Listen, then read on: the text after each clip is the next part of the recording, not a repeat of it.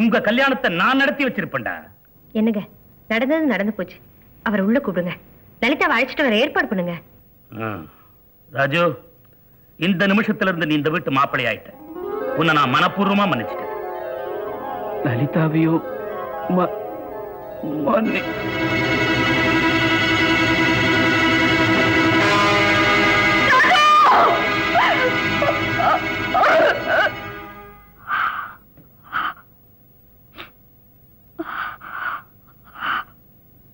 என் கணவரோட வாழ்ந்த ஒரு நாள் வாழ்க்கை எனக்குள்ள உயிர் பெற ஆரம்பிச்சிடுச்சு. அத கருவிலேயே அழிக்க என்ன பெத்தவங்க முயற்சி பண்ணாங்க, வற்புறுத்தினாங்க. நான் மறுத்த. ஊர் மான அவமானத்துக்கு பயந்து இந்த ஊர்ல ஒரு நர்சிங் ஹோம்ல சேர்த்தாங்க. பிரசவத்துல நான் மயக்கமாயிட்டேன். கண்ணை திறந்து பார்த்தப்போ குழந்தைய காணோம். எங்கன்னு கேட்டேன். அது செத்து பொறுத்திருச்சது எங்க அப்பா சொன்னாரு. கொஞ்ச காலம் கடந்து என்ன புது வாழ்க்கைக்கு திருப்ப என்ன பெத்தவங்க முயற்சி பண்ணாங்க. நான் ஒரு முடிவுக்கு வந்தேன். அடுத்த நாளே வீட்டை விட்டு வெளியேறினேன். என் குழந்தைய இழந்த ஏக்கத்தை போக்கிக்கிறதுக்காகத்தான் குழந்தைகளை வளர்க்கறதுலயே என் காலத்தை கழிக்கணும்னு முடிவுக்கு வந்தேன். அதனாலதான் இங்க வந்து சேர்ந்தேன். ஆனா விதி என் குழந்தை இருக்கிற இடத்துக்கு என்ன கொண்டு வந்து சேர்த்துருச்சு. மத, இப்ப சொல்லுங்க, ரோசி சொன்ன மாதிரி நான் இதயம் இல்லாதவளா, இரக்கம் இல்லாதவளா? சொல்லுங்க மதர். இல்ல லலிதா, இதெல்லாம் ரோசிக்கு எடுத்து சொல்லி என்ன அம்மானு கூப்பிட சொல்லுங்க மதர், பிளீஸ். சாரி லலிதா, ரோசிக்கு அம்மாவா இருக்கணும்னு நீ ஆசைப்படுற, அவ உயிரோடு இருக்கணும்னு நான் ஆசைப்படுறேன். என்ன சொல்றீங்க? முதல்ல உன் மனசை திடப்படுத்திக்கிட்டு நான் சொல்ல போறது கேளு. ரோசி இந்த ஆசிரமத்துக்கு வந்து சேர்ந்து 5 வயசானதுக்கு பிறகு ஒரு நாள் மயங்கி விழுந்தா. உடலெல்லாம் நீளம் பூத்து போச்சு. டாக்டர் கூப்பிட்டு காட்டினதுக்கு அப்புறம் தான் தெரிஞ்சது அவ ஒரு ஹிருதய நோயாளின்னு. ஆமாமா, ஹிருதயத்தில் உள்ள 4 வால்வுக்குள்ள பொண்ணுலதான் அவ உயிர் ஓடிட்டு இருக்கு. அவ அதிக நாள் வாழ மாட்டான்னு அவளை சோதிச்சு பார்த்த டாக்டருங்க சொல்லிட்டாங்க. கர்த்தர் அருளாலே 8 வயசு நடந்துட்டு இருக்கு. ஆனா எப்போ அந்த சின்ன இதயம் தன்னுடைய துடிப்பை நிறுத்துமோ, என்னைக்கு அந்த அழகான மலர் மண்ணுல உதிருமோ, அந்த மாதாவுக்கு தான் தெரியும். மதர், ஒண்ணு அவ பிறந்தப்பவே நான் செத்துருக்கணும், இல்ல நான் பாக்குறதுக்கு முன்னாலேயே அவ செத்துருக்கணும். இந்த ரெண்டுமே செய்யாம எங்களை இப்படிப்பட்ட நிலையில நிறுத்திட்டாரே கடவுள், நான் என்ன பண்ணுவேன்? உன் மனசு தேத்திக்க. ரோசி உன் குழந்தையே இல்லைன்னு உன் மனசுக்குள்ள ஒரு முடிவுக்கு வா. நீதான் தாயின்னு தெரிஞ்சா தன் தாயை அடியோட வெறுக்கிற அந்த பிஞ்சு மனசு நிச்சயமா அது தாங்கிக்காது. இந்த உண்மையை நீ மறைச்சுதான் ஆகணும். ரொம்ப சுலபமா சொல்லிட்டீங்க மதர். ஆனா என் மனசு எவ்வளவு வேதனைப்படும் நீங்க ஒரு நிமிஷம் யோசிச்சு பாத்தீங்களா? லலிதா, நீ ரோசியை 10 மாசம் உன் வயித்துல சுமந்திருக்கலாம். ஆனா நான் அவளை 8 வருஷம் ஏன் இதயத்துல சுமந்திருக்கேன். அவளுடைய இந்த நிலைமை எனக்கு என்ன துன்பத்தை கொடுத்திருக்க முடியும் நீ யோசிச்சு பாத்தியம்மா? நீ இந்த ஆசிரமத்துல வந்து சேர்ந்தப்போ ஒரு அழகான மலரை பார்த்து, இந்த மலருக்கு ஒரு நாள் தானே ஆயுள்னு என் மனசுல அனுதாபம் தோணுதுன்னு சொன்னேன். உடனே நான் உனக்கு வேலை தர காரணம், ரோசியும் அந்த மலர் மாதிரி அல்பாயசுல போறவளாச்சே, இருக்கிற வரைக்கும் அவளை பாதுகாக்க உன்னாலதான் முடியுங்கிற ஒரே காரணத்துக்காக தான். இப்போ அவ முடிவுக்கு நீயே காரணமா இருக்க போறியா? ஸ்டெல்லா அவளை அமெரிக்கா அழைச்சிட்டு போறேன்னு சொன்னப்போ இந்த நிலையில இருக்கிற ஒரு குழந்தைய எப்படி அனுப்புறதுன்னு தான் நான் மறுத்தேன். நான் அவளுக்கு துரோகம் செய்கிறதா நீ குற்றம் சாட்டினேன். நான் அவளை இந்த ஆசிரமத்தை விட்டு அனுப்ப மறுத்தேன். நீ அவளை இந்த உலகத்தை விட்டு அனுப்ப துடிக்கிறேன். இல்ல மதர், இல்ல மதர், இல்ல மதர், நான் அம்மான்னு உரிமை கொண்டாட மாட்டேன். அவ உயிரோட இருந்தா எனக்கு அதுவே போதும். சத்தியமா நான் தான் அவ தாயின்னு அவங்கிட்ட நான் சொல்ல மாட்டேன். கடைசி வரைக்கும் நான் அவளுக்கு ஆயாவே இருந்துடுறேன்.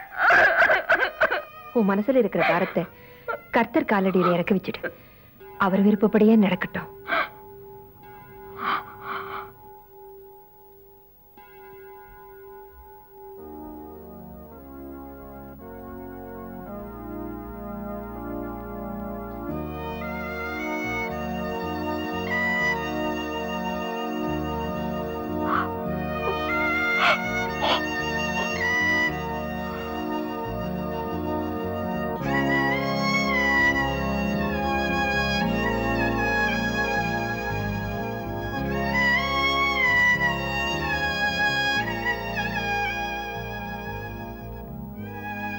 இவ்வளவு அழகா படிச்ச கடவுள் உனக்கு ஹிருதயத்தை மட்டும் இல்லாம படிச்சுட்டாரே.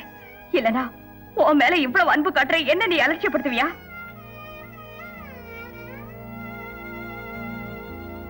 எப்போ அந்த சின்ன இதயம் தன்னுடைய துடிப்பை நிறுத்துமோ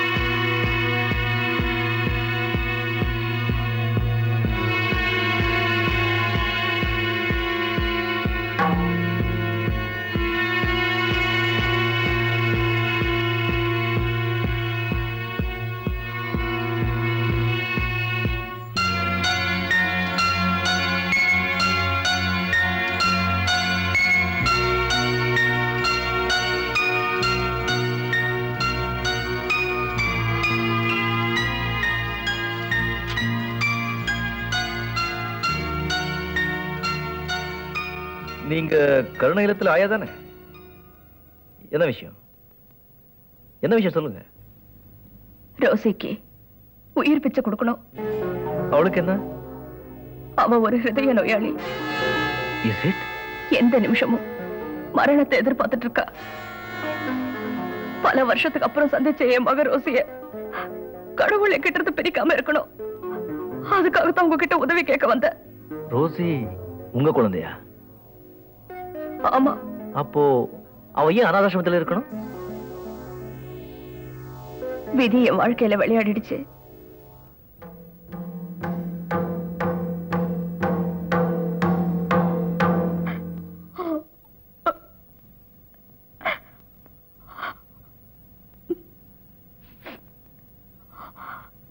சார், என் மக உயிரை காப்பாத்த நீங்க தான் உதவி செய்யணும் சார். உங்களை தவிர வேற வழியே இல்ல. என் மகளை காப்பாத்தி கொடுத்தீங்கன்னா சாகர வரைக்கும் இந்த வீட்டுல வேலை செஞ்சு அதை கடன் அடிச்சிடுறேன். பிளீஸ் சார், என் மகளை காப்பாத்துங்க. என் அன்புக்கு பாத்திரமானவங்கல்ல ரோசி ஒருத்தி. அவளை காப்பாற்ற வேண்டியது என் பொறுப்பு.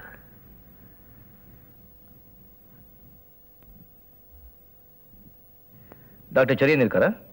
ரஜினி சாயங்காலம் வந்து பார்க்குறேன்னு சொல்லுங்க. ஓகே. டாக்டர் செரியன் சொல்லு என்னுடைய நண்பர், one of the best heart specialist in India. அவர் அழைச்சிக்கிட்டு சாயங்காலம் உங்களை பார்க்க வரேன். ஒன்றும் கொலைப்படாதீங்க, ஆண்டவன் இருக்கா, எல்லாம் சரியா போயிடும். என் ஷூட்டிங் நேரமாச்சு, உங்களை ட்ராப் பண்ண சொல்றேன்.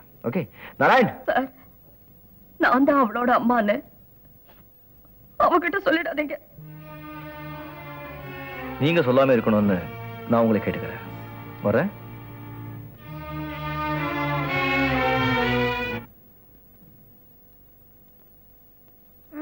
இதெல்லாம் என்னது அங்கிள்? என்னவா? மதர் உனக்கு ஜனம் சொன்னாங்களே, இல்லையா மதர்? எஸ்.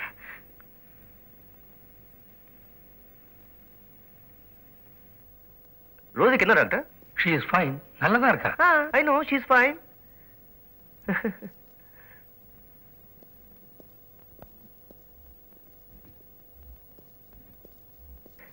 ரோசி எப்படி இருக்கா? இவ்வளவு பலகீனமான இருதயத்தோட இந்த குழந்தை இன்னும் உயிர் வாழ்ந்துகிட்டு இருக்குன்னா அது ஏதோ தெய்வ செயல் தான் சொல்லணும். இந்த நிலைமையில அந்த குழந்தையை காப்பாத்துறது இம்பாசிபிள். அதோட முடிவு அடுத்த நிமிஷமாவும் இருக்கலாம், அடுத்த வருஷமாவும் இருக்கலாம். இப்ப என்ன செய்யலாம்? என்னுடைய ஒரே அட்வைஸ், அதுக்கு அதிக துக்கமோ அதிக சந்தோஷமோ இருக்கக்கூடாது. அது பெரிய ஆபத்துல கொண்டு போய் விடும். அதோட லைஃப் ஒரே சீராவே இருந்தா நல்லா இருக்கும். நீங்க காலைல உட்காருங்க. எப்படி ஆறுதல் சொல்றதுன்னு தெரியல. உங்களுக்கு நான் என்ன உதவி வேணும்னாலும் செய்ய தயாரா இருக்கேன். நான் வரேன்.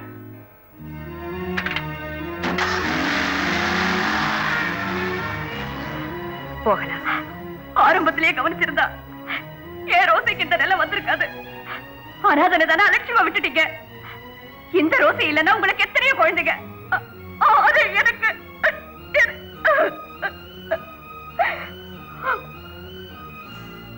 நிமிஷம் என் கூட வா. Look at this. அவ நோயாளி ஆனதுல இருந்து இன்னைய வரைக்கும் எத்தனை டாக்டருங்க அவளை பார்த்திருக்காங்கன்னு இதை பார்த்தா உனக்கு புரியும்.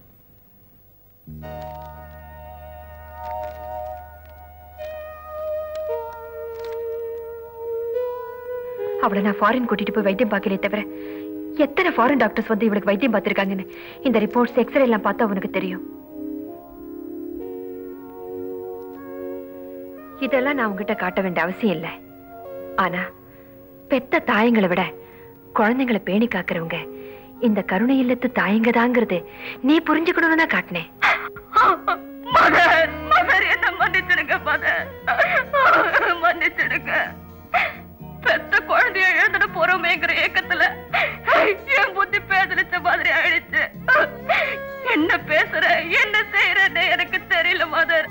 என்ன மன்னிச்சிடுங்க மதர், என்ன மன்னிச்சிடுங்க.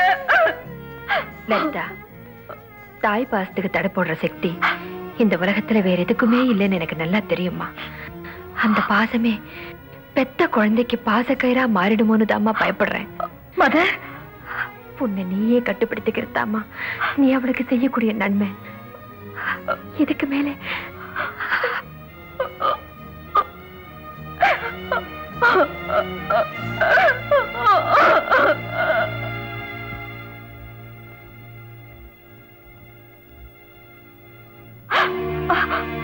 ரோசி, என்னம்மா இது? இப்படி ஜம்ப் பண்ணா உடம்பு என்னத்துக்காகும்? என்னையா உனக்கு என்னாச்சு? எனக்கு ரோசி, எனக்கு வர வர என்ன பேசுறோம் என்ன பண்றோம்னே புரிய மாட்டேங்குதுமா. காரணம் இல்லாத பயம் ஒண்ணு என்ன ஆட்டி படைக்குது. நீ ஆஸ்பத்திரிக்கு போய் மருந்து வாங்கி சாப்பிடு. அதெல்லாம் ஒண்ணு வேண்டாம். எனக்கு சரியான டாக்டர் நீதான். எனக்கு தேவையான மருந்து உன்கிட்டதான் இருக்கு. இப்ப நான் என்ன செய்யணும் சொல்லாயா? இனிமே என்ன ஆயான்னு கூப்பிடாம அம்மான்னு கூப்பிடு, அது போதும். என்னம்மா ஒரு மாதிரியா இருக்க? உன்னை நான் அம்மான்னு கூப்பிட்டா எனக்கு உன்னை பிடிக்கலன்னு அர்த்தம். என்ன சொல்ற Rosie? I hate my mother. அந்த பேரை சொல்லி உன்னை நான் கூப்பிட மாட்டேன். எனக்கு கையும் காலும் நொண்டியா இருக்கிறதுனால தான் எங்க அம்மா என்ன பிடிக்கலன்னு சொல்லி என்னை தூக்கி எறிஞ்சிட்டு போனாங்க. இல்லம்மா, உங்க அம்மா ரொம்ப நல்லவங்க. உன் மேல உயிரியே வச்சிருக்காங்க. அது எப்படி உனக்கு தெரியும்? அவங்க லலிதா, லலிதா, நீ ஸ்டவ்ல பாலை வச்சுட்டு வந்திருக்க போல இருக்கு. அது பொங்கி வழிஞ்சி அடுப்பையே அணைக்கி பார்த்தது. நல்ல வேளை நான் பார்த்துட்டேன். நீ போய் அதை கவனி. போமா. மதர், ஆயா ரொம்ப நல்லவங்க தான். இருந்தாலும் எங்க அம்மா பத்தி பேசி பேச வெறுப்பேத்துறாங்க. எங்க அம்மா பத்தி பேச வேண்டாம்னு சொல்லுங்க மதர். ஓகேம்மா, நீ ரெஸ்ட் எடுத்துக்க. Thank you mother. ஆரம்பத்துல எனக்கு தெரியும் நீ ரொம்ப அதிர்ஷ்டக்காரன்னு. அமெரிக்காவுக்கு போறதுல ஆச்சரியப்பட என்ன இருக்கு? துப்பு. பீட்டர், ராத்திரி பகலா உன்னை கவனிச்ச. எங்களை எல்லாம் மறந்துடாதப்பா. மறக்க மாட்டேன். பீட்டர், அமெரிக்கால இருந்து எனக்கு என்ன வாங்கிட்டு வர போற? உங்களுக்கு குழந்தை வளர்க்கறது எப்படின்னு ஒரு புஸ்தகம் வாங்கி அனுப்புறேன். அதை படிச்சு பார்த்து குழந்தை வளர்க்கறது எப்படின்னு தெரிஞ்சுக்கோங்க. பீட்டர் கண்ணா, அந்த 3 ஈட்டருக்கும் சரியான நோஸ் கட்டு கொடுத்து அமிச்சடா. அது இருக்கட்டும் விடு. எனக்கு அமெரிக்கால இருந்து என்னடா கொண்டாட போறேன்? உங்களுக்கா? கண்ணடிக்கிற பொம்பளை பொம்மை. என்ன ரசனடா உனக்கு? இந்தியா ஒரு பெரிய மேதையே இழக்க போகுது. எதுக்கும் பொம்மையை செக்அப் பண்ணி அனுப்பு. என்ன பார்த்த உடனே 2 கண்ணியும் மூடிய போகுது. அலையுது. உங்க எல்லாருக்கும் என்னென்ன வேணும்னு நீ சொல்லு ரோசி. எனக்கு ஒரு பெண் வாங்கி அனுப்புறியா? நான் ரஜினி உங்களுக்கு பிரசன்ட் பண்ணணும். சைமன், உனக்கு என்ன வேணும் சைமன்? ஒரு மேல் மாதா சொல்லி அங்க இருந்து அனுப்பு. அது இங்கே கிடைக்குமே. உள்ளூர் மாதா நம்ம சொன்ன குறைகளை கால வாங்கிக்க மாட்டேங்கிறான். அங்க இருந்து வர மாதாவாச்சும் நமக்கு ஹெல்ப் பண்றாங்களா பாக்கலாம். ஜான், உனக்கு என்ன வேணும்? செத்து போனவங்க கண்ணு கடிச்சா 2 வாங்கி அனுப்புறியா? எதுக்கு? அத கண்ணு தெரியாதவங்களுக்கு கண்ணை வச்சா கண்ணு தெரியும் டீச்சர் சொன்னாங்க. அதை எனக்கு வச்சா உங்களை எல்லாம் பார்க்கலாம்ல. லிலி, உனக்கு என்ன வேணும்? பாபா. பாயா? பாபா. ஓ, மவுத்தா இருக்கனா? சிறிய புஷ்பா, உனக்கு என்ன வேணும்? நல்லா கேக்குற மாதிரி 2 காது வாங்கி அனுப்பு. அனுப்புறேன். அது சரி பீட்டர், நீ அமெரிக்கா போனதும் முதல் வேலை என்ன செய்வ? முதல்ல ரீகனை பார்ப்பேன், நயகரால குளிப்பேன், டிஸ்னிலேண்ட சுத்தி பார்ப்பேன். ரோசி, நீயும் வரியா? ஐயோ, நான் வர மாட்டேன்ப்பா. ஏன்? அங்க ஜனாதிபதி ரீகன் இருப்பாரு, டிஸ்னிலேண்ட் இருக்கும், நயாகரா இருக்கும், எல்லாம் இருக்கும். ஆனா என் ரஜினி அங்கிள் இருக்க மாட்டாரு. நான் வர மாட்டேன்.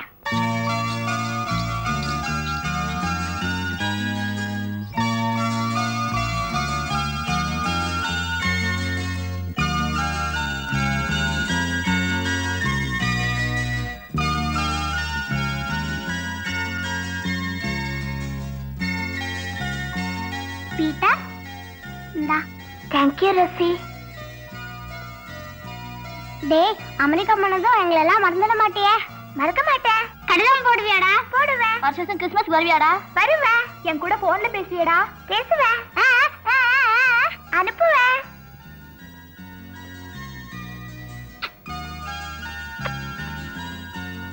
வர வர டாடா.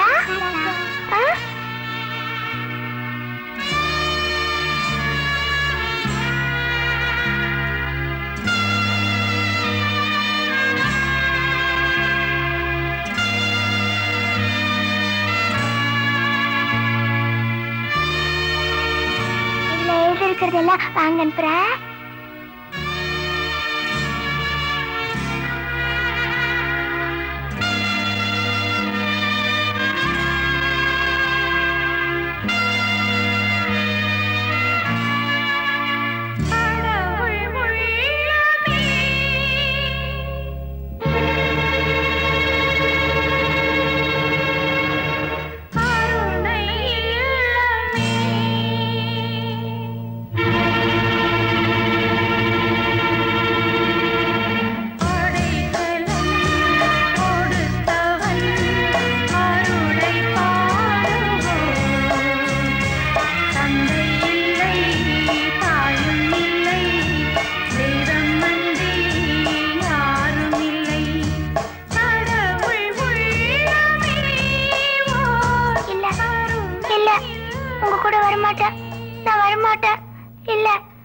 அமெரிக்காக்கு வர மாட்டேன்.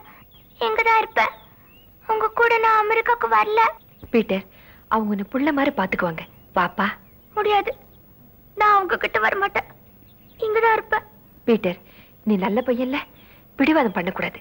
பாப்பா. நான் வர மாட்டேன். இங்கதான் இருப்பேன். உங்க கூட வர மாட்டேன். நான் வர மாட்டேன். டோன்ட் வரி ஸ்டெல்லா, அவனை சமாதானப்படுத்தி கூட்டிட்டு வரேன். வேண்டாம் மதர், அவனை விட்டுடுங்க. என்னமா சொல்ற? கருணை இல்லைங்கிற அந்த குடும்பத்துல பாசத்தோட வளர்ந்துட்ட அவனை என் சுயநலத்துக்காக நான் பிரிக்க விரும்பல. சரி, இஷ்டமா. ஊனமுற்ற குழந்தைகள் நலநிதிக்காக இரு பெரும் கலைஞர்கள் இணைந்து வழங்கும் கலை நிகழ்ச்சி.